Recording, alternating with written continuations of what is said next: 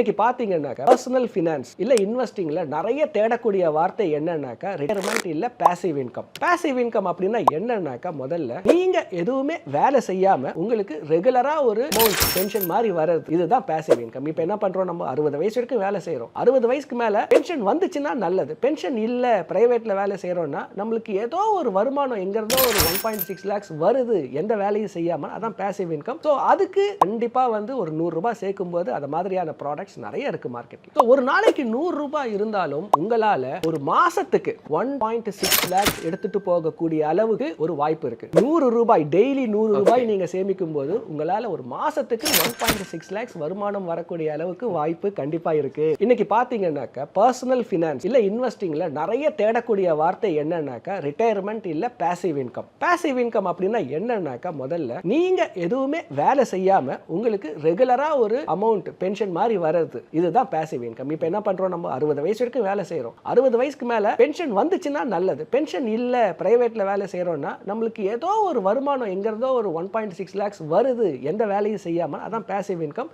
So அதுக்கு கண்டிப்பா வந்து ஒரு 100 ரூபாய் சேர்க்கும் போது அது மாதிரியான ப்ராடக்ட்ஸ் நிறைய இருக்கு மார்க்கெட்ல. இந்த ஒரு ப்ராடக்ட் பேர் தான் வந்து சிஸ்டமேட்டிக் இன்வெஸ்ட்மெண்ட் பிளான், எஸ்ஐபி அப்படின்னு சொல்லக்கூடிய ஒரு பிளான். இது இன்னைக்கு பாத்தீங்கன்னாக்கா நிறைய இந்தியர்கள் வந்து 2020 கோவிடுக்கு அப்புறம் இந்த ப்ராடக்ட்ல இன்வெஸ்ட் பண்ணிட்டு இருக்காங்க. கிட்டத்தட்ட பாத்தீங்கன்னா 10 கோடி இந்தியர்கள் ரீட்டைல் இன்வெஸ்டர்ஸ் இன்வெஸ்ட் பண்ணிட்டு இருக்காங்க. இதுக்கு முன்னாடி எல்லாம் பாத்தீங்கன்னாக்கா இந்த பங்கு சந்தை, இந்த மியூச்சுவல் ஃபண்ட்ஸ்னு சொல்லக்கூடியது எப்பவுமே இந்த அல்ட்ரா ஹெச்என்ஐஸ் மட்டுமே இன்வெஸ்ட் பண்ணக்கூடிய ஒரு ப்ராடக்டாக தான் இருந்தது. சாமானிய மக்களுக்கு வந்து மியூச்சுவல் ஃபண்ட் அப்படின்ற ஒரு ப்ராடக்டை கேள்விப்பட்டிருக்க மாட்டாங்க. இன்னைக்கு பார்த்தீங்கன்னாக்கா நீங்களும் நானும் பேசிகிட்டு இருக்கோம், இதுவே ஒரு டிஜிட்டல் மீடியாவில் பேசிகிட்டு இருக்கோம். இந்த டிஜிட்டல் வந்து நிறைய விஷயங்களில் நம்மளுக்கு ஒரு ரெவல்யூஷனை கொடுத்துருக்கு. நம்பர் 1, நிறைய ஆப்ஸ் இன்னைக்கு வந்திருக்கு. நம்பர் 2, எல்லாருக்கும் இன்டர்நெட் இருக்கிறதுனால நிறைய நல்ல இன்ஃபர்மேஷனை எடுத்துக்க முடியுது.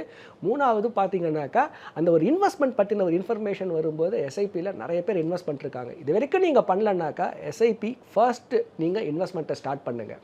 எஸ்ஐபின்னு சொல்லக்கூடியது ஒரு சிஸ்டமேட்டிக் இன்வெஸ்ட்மெண்ட் பிளான். மாதம் பண்ணக்கூடிய ஒரு பிளான். டெய்லி 100 ரூபாய் அப்படின்னா டெய்லி எஸ்ஐபியும் இருக்குது, இல்லைனா மந்த்லி எஸ்ஐபி. அந்த 100 ரூபாயை நீங்கள் என்ன பண்ணலாம், ஒரு 3000 ரூபாயை கன்வெர்ட் பண்ணியும் நீங்கள் பண்ணலாம். அது ஸோ நீங்கள் ஃபஸ்ட்டு என்ன பண்ணணுன்னாக்கா ஒரு ஆப், ஒரு மியூச்சுவல் ஃபண்டு ஆப், நீங்கள் வந்து மியூச்சுவல் ஃபண்ட்ஸுக்கு நிறைய ஆப்ஸ் இருக்குது. இல்லைனா வீட்டுக்கு பக்கத்தில் இருக்க ஒரு ஃபைனான்ஷியல் கன்சல்டண்ட்டை நீங்கள் ட்ரை பண்ணாலும் அவரும் உங்களுக்கு உதவி பண்ணுவார். ஸோ இந்த மியூச்சுவல் ஃபண்டுன்றது வந்து ரொம்பவுமே ஒரு கன்வீனியன்ட் ப்ராடக்ட். எதுக்காக நீங்கள் இன்வெஸ்ட்மெண்ட்டை பண்ணணும்? நம்பர் 1, ரிட்டர்ன்ஸுக்காக பண்ணணும். இதில் நீங்கள் இன்வெஸ்ட் பண்ணும்போது நீங்கள் லாங் டேர்மில் ஒரு 12% ரிட்டர்ன்ஸ் வரதுக்கு நல்ல ஒரு வாய்ப்பு இருக்குது. நம்பர் 1. Number 2, convenience. இது ஆப் மூலமாக இருக்கிறதுனால நீங்கள் இன்றைக்கி சென்னையில் ஒர்க் பண்ணுறீங்க, நாளைக்கு சேலம் போவீங்க, கோயம்புத்தூர் போவீங்க, இல்லை நீங்கள் டெல்லி, பாம்பே, அமெரிக்கா போனாலும் அங்கேருந்து நீங்கள் என்ன பண்ணலாம், உங்கள் இன்வெஸ்ட்மெண்ட்டை தொடர்ந்து பண்ணிக்கிட்டே வரலாம். நம்பர் 2. நம்பர் 3 பார்த்தீங்கன்னாக்கா எல்லாருக்கும் என்ன பயம்னா, இன்றைக்கி நான் வந்து ஒரு 3000 ரூபா கமிட் பண்ணுறேன், இப்போ எனக்கு வந்து வேலை ஏதோ ஒன்று எமர்ஜென்சி, என்னால் 3000 கட்ட முடியல, இல்லை நான் 3000 இன்க்ரீஸ் பண்ணி 5000 கட்டணும். ஸோ அது ஒரு பெரிய ஒரு கமிட்மெண்ட்டாக போயிடுது அவங்களுக்கு. நான் லாங் டேர்முக்கு என்னால் கமிட் பண்ண முடியுமானே ஒரு பெரிய பயத்தில் என்ன பண்ணுறாங்க, ஸ்டார்ட் பண்ணாமல் இருக்காங்க. ஆனால் எஸ்ஐபியில் என்ன பண்ணலாம், நீங்கள் இன்க்ரீஸும் பண்ணலாம், டிக்ரீஸும் பண்ணலாம், ஸ்டாப்பும் பண்ணிக்கலாம். ஸோ அது ஒரு பெரிய ஒரு கன்வீனியன்ட் உங்களுக்கு. ஸோ தயவு செஞ்சு பயப்படாமல் நீங்கள் அந்த இன்வெஸ்ட்மெண்ட் ஆரம்பிக்கலாம். 3வது பெரிய அட்வான்டேஜ். 4வது பார்த்தீங்கன்னாக்கா எதுக்குங்க இன்வெஸ்ட்மெண்ட்டு, ஏதோ ஒரு எமர்ஜென்சி அப்படின்னாக்கா நம்ம அந்த காசை எடுத்து அந்த எமர்ஜென்சியை நீட்ஸை வந்து நம்ம ஃபுல்ஃபில் பண்ணணும். இதுதானே இந்த எஸ்ஐபிக்கு லாக்இன் பீரியட்னு எதுவுமே கிடையாது. ஸோ எப்போ வேணாலும் வந்து லிக்விடிட்டியும் இருக்கும். லிக்விடிட்டி இருக்குன்றதுனால எடுக்கக்கூடாது, பட் அந்த ஒரு சௌகரியம் இருக்கும். ஸோ நீங்கள் கேட்கக்கூடிய எல்லா விஷயமும் ஒரே ப்ராடக்டில் இருக்குது. நல்ல ரிட்டர்ன் கிடைக்குது, கன்வீனியன்ஸ் இருக்குது, எங்கே வேணால் ஆப்ரேட் பண்ணலாம், இன்க்ரீஸ் பண்ணலாம், டிக்ரீஸ் பண்ணலாம், அண்ட் தென் எப்போ வேணாலும் லிக்விடேட்டும் பண்ணலாம். ஸோ இதனால தான் இந்த பாப்புலராக இருக்கக்கூடிய ஒரு இன்வெஸ்ட்மெண்ட் ஆப்ஷன் வந்து எஸ்ஐபி. 25,000 கோடி ஒரு மாதத்துக்கு இந்த எஸ்ஐபி ப்ராடக்ட்டில் வந்துட்டு இருக்கு. 10 கோடி மக்கள் இன்வெஸ்ட் பண்ணிட்டு இருக்காங்க இதில்.